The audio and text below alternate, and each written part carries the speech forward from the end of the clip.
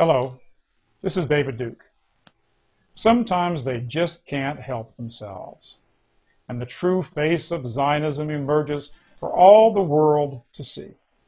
Here's a headline from the Jerusalem Post. Israeli Prime Minister Benjamin Netanyahu has announced that Israel will erect a monument honoring the Red Army. Israel is going to honor the Bolshevik Red Army that, starting from 1917 to the end of the Second World War, murdered, tortured, and mistreated more human beings than any other army in the history of the world. They ethnically cleansed and killed at least 7 million Germans and millions more across all of Eastern Europe. They raped at least 2 million German women and millions more Eastern European women and girls. Israel will honor the same glorious Red Army that sent millions of Christians to the living hell of the gulags, the same Red Army that enslaved Eastern Europe for over half of a century. When I speak ill of the Red Army, I'm not speaking against the Russian people. I greatly admire them.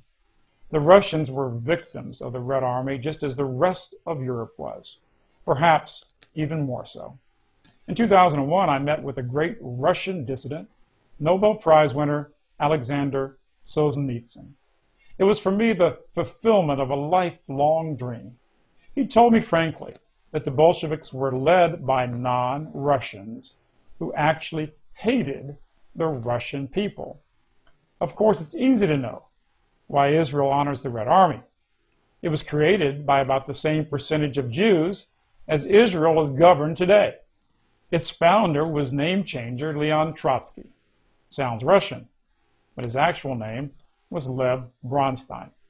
He oversaw the murders of millions of Christian Russians. Jewish magazines actually boast of Lenin's Jewish ancestry.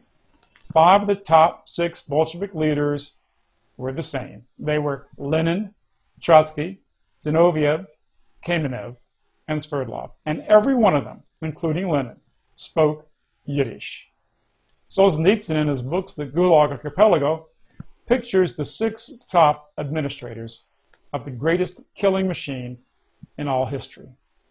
They are Aaron Soltz, Yakov Rappaport, Lazar Kogan, Matvei Berman, Gingrich, Yagoda, and Naftali Frankel. Not one of them was an ethnic Russian. Everyone would qualify for Israeli citizenship. Do you recognize this face? This was perhaps one of the most evil people who ever lived. His name was Ilya Ehrenberg. His words urging genocide were printed in millions of pamphlets for the Red Army. Quote, "If your part of the front is quiet and there's no fighting, then kill a German in the meantime. If you've already killed a German, then kill another one. There is nothing more amusing to us than a heap of German corpses," unquote. And more, quote, "Kill, kill. In the German race there is nothing but evil. Not one among the living, not one among the yet unborn, but is evil. Use force and break the racial pride of these German women. Take them as your lawful booty. Kill. As you storm onward, kill, you gallant soldiers of the Red Army." Most European Christians sided with the Germans. They received the same treatment. Here's a quote from Britain's Daily Mail about the rapes of the Red Army. As well as the estimated 2 million rapes in Germany, there were between 70,000 and 100,000 in Vienna, and anywhere from 50,000 to 200,000 in Hungary, as well as thousands in Romania and Bulgaria, which had been pro-Nazi, but also in Poland, Czechoslovakia, and Yugoslavia, which had not been. Indeed, the Red Army even raped Russian women who had been liberated from concentration camps, emaciated and wearing their prison uniform. It quotes a young Russian officer telling what he saw happen to a refugee column of hundreds of German women and children.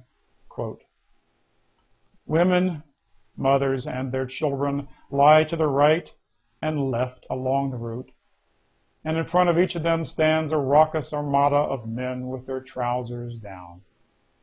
The women who are bleeding or losing consciousness, get shoved to one side, and our men shoot the ones who try to save their children." Unquote. The article goes on to show that rape was accompanied by torture, mutilation, and they frequently ended it by bludgeoning the victim to death. There was no war crime trial for Ilya Ehrenberg. In fact, Jewish organizations honored him, as did the mainstream American press, much like they praised the hate and torture film Inglourious Basterds. Just an update of Ehrenberg.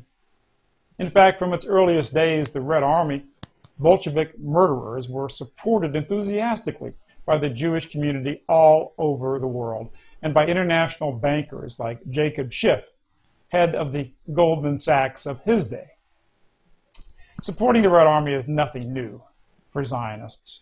This genocidal maniac responsible for the rape and genocide of millions of innocents is also honored by the Holocaust Museum in Israel.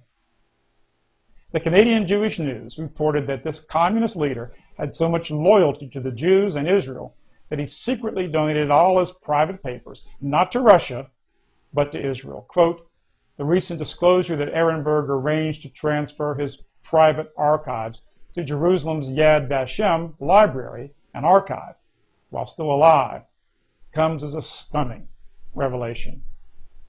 Ehrenberg's spirit is still alive in movies like Inglourious Basterds, which promotes torture, sadism, and cold-blooded murder against Jewish enemies.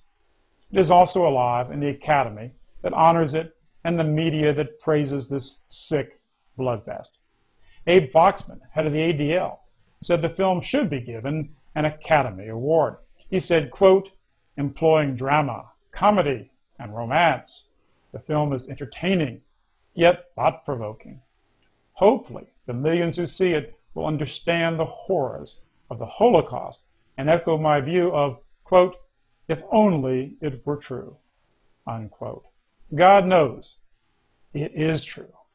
It happened not just against soldiers, but against millions of innocent men, women, and children across Eastern Europe and Russia, and it happens right now to the Palestinians.